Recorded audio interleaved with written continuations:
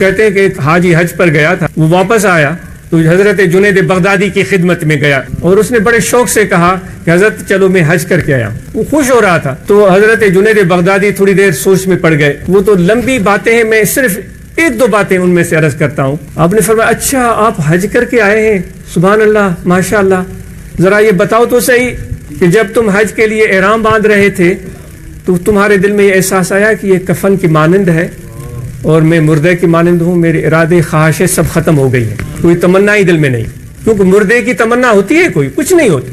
تو تم نے جب احرام پانا تھا تو اپنی خواہشوں کو دل سے ختم ہوتے ہوئے مٹتے ہوئے محسوس کیا تھا؟ اس نے کہا حضرت یہ تو میں نے نہیں محسوس کیا، لوگ باندھ رہے تھے میں نے بھی باندھ لیا. تو آپ نے فرمایا پھر تم نے کیا احرام باندھا؟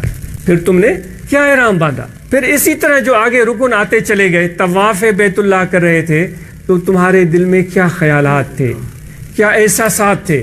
وہ جذبہ، وہ امنگ جو خدا کی محبت میں اور توجہ دل کا اللہ کی ذات کی طرف ہونا چاہیے، کیا تمہارے دل میں موجود تھا؟ تو اس نے کہا حضرت یہ تو نہیں تھا، لیکن میں نے 7 پھیرے دیے تھے.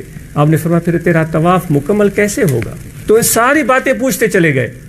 آخر میں ان کو فرمایا کہ بھائی تمہارا حج تو ہوا نہیں، کیونکہ جو حقیقت حج کی ہے، جو معنی ہے، جو روح ہے، اس کو تو نے ادا کیا نہیں.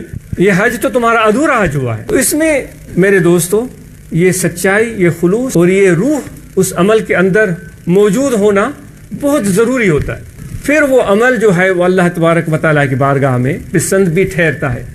اگر یہ جذبہ موجود نہ ہو اور چیزیں اس میں شامل ہو جائیں، لوگوں کی خوش کرنے کی بات اس میں شامل ہو جائے، اپنے آپ کو حاجی لکھوانے کی بات اس میں شامل ہو جائے، اپنا لقب بڑھانے کی بات شامل ہو جائے، یا اور کوئی چیز بھی ہماری دل میں آ جائے تو وہ حج ادھورا رہ جاتا ہے، مکمل کیسے ہو؟